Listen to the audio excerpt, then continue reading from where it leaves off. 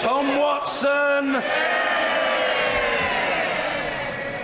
Mr. Speaker, this has been a very passionately argued debate with over, as at my count, 59 members giving speeches where they were not holding back. And the scene was set by the honourable member for Christchurch, who said at the start that the Prime Minister must accept the verdict of the House last night. And the necessity for that was underpinned by my right honourable friend, the member for Knowsley, who highlighted the fact that she is a Prime Minister with no majority and no authority, which is perhaps why the honourable member for Ross, Skye and Lochaber talked about the PM's record level of a lack of humility, and the right honourable member for Twickenham, in what I thought was a thoughtful speech, spoke of the government's arrogant approach to these negotiations. Why is that so important? Because, as my honourable friend, the member for Wallasey, said, the UK is more divided and fearful for the future than ever before. Now, we have had some comic moments in this debate. I was particularly amused by the honourable member for Mid-Norfolk's contribution, his Life of Brian speech, which is an homage to one of the greatest satirical farces in British film history. Very appropriate for the times we are in.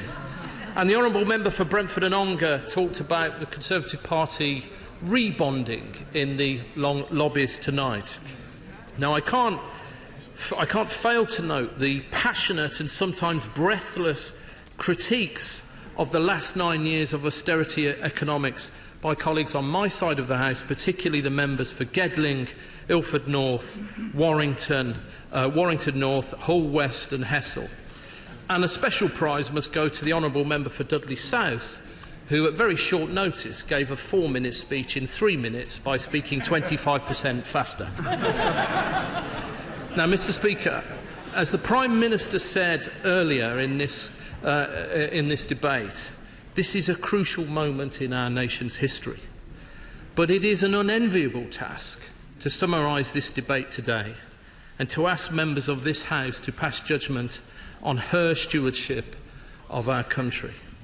First, let me say very clearly that I am not one of those people who questions her motives. I agree with the honourable member for Stirling, who claimed she was motivated by public duty. I don't doubt that she has sincerely attempted to fulfil the task given to us by the voters in this referendum. I have no doubt, too, that she has tried her best and given it her all. But she has failed. And I'm afraid the failure is hers. And it's hers alone. And I'm certain that every member of this House admires her resilience.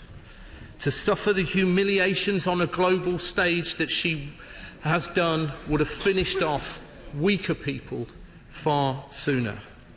Yet the reality is that if the Prime Minister really sat down and thought carefully about the implications of that defeat last night for our country, she would have resigned. Throughout history,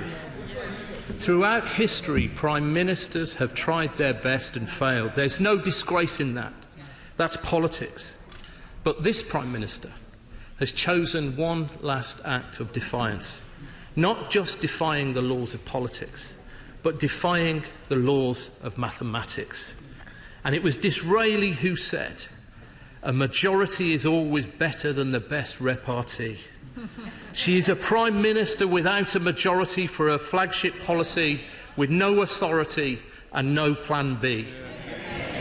432 to 202. Mr. Speaker, that is not a mere flesh wound. No one doubts her determination, which is generally an admirable quality, but misapplied it can be toxic. And the cruellest truth of all is that she doesn't possess the necessary skills, the political skills, the empathy, the ability, and most crucially, the policy to lead this country any longer.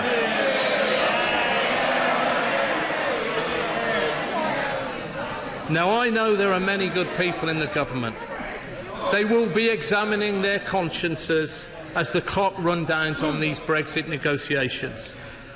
Because she has refused to resign, we now face a choice between a general election to sort out this mess or continued paralysis under her leadership. But now the ante has been raised. The government has been defeated on a Brexit plan that has been its sole reason for existing for the past 2.5 years. It has not just been defeated on the most crucial issue facing our country, it has suffered the worst defeat of any British government in history. And the clock is ticking. MPs have shown that they're ready to take back control over what has been, from start to finish, a failed Brexit process. But the question facing the House tonight is whether it is worth giving this failed Prime Minister another chance to go back pleading to Brussels, another opportunity to humiliate the United Kingdom, another few weeks to waste precious time. Our answer tonight must be a resounding no. And let me remind you why. It was this Prime Minister who chose to lay down red lines that never commanded the support of Parliament. It was this Prime Minister who refused to guarantee the rights of EU nationals who've made their lives and their homes in this country.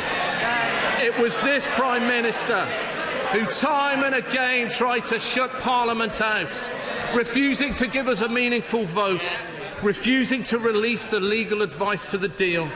She's treated this place and its members on all sides with utter disdain.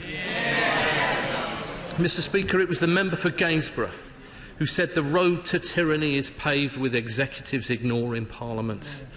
Yet that is what she has done. And so Parliament is having to assert its rightful authority. And at every turn, she has chosen division over unity. She's not tried to bring the 17 million people that voted leave and the 16 million people that voted remain together. She should have tried to assure those who voted remain. Instead, she chose to placate the most extreme of her colleagues on the leave side of the debate. That has left the nation more divided than it was in June 2016. Out on the streets, in homes, in schools, in hospitals, people are struggling and take no hope and no strength from this ailing government. What happened to those burning injustices she said it was her mission to fight when she came into office? Racism, classism, homelessness, insecure jobs. They've all grown and burned brighter than ever before. And for so much of this, she is responsible. If the House declares its no confidence in the government tonight, it will open the possibility of a general election and a decisive change in direction for our country on Brexit, a decisive change in direction for workers, for young people and for our vital services. Mr. Speaker, the Right Honourable Lady will forever be known as the nothing has changed Prime Minister. But something must change. So our only choice left is to change her and her government in a general election. We know she's worked hard, but the truth is she's too set in her ways, too aloof to lead. She lacks the imagination and agility to bring people with her. She lacks the authority on the world stage to negotiate this deal. Ultimately, she has failed. It's not through lack of effort. It's not through lack of dedication. And I think the country recognises that effort. In fact, the country feels genuinely sorry for the Prime Minister. I feel sorry for the Prime Minister. But she cannot confuse pity for political legitimacy, sympathy for sustainable support. The evidence is clear. And I know that out of loyalty to party, members opposite will want to support the Prime Minister in the vote this evening. But everyone in this chamber, no matter which lobby they go through tonight, know in their hearts that this Prime Minister is not capable of getting a deal through.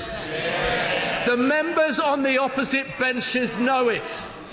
They know, we know that they know it. The country knows it, which is why we must act. That is why we need something new. That is why we need a general election. I commend this motion to the House.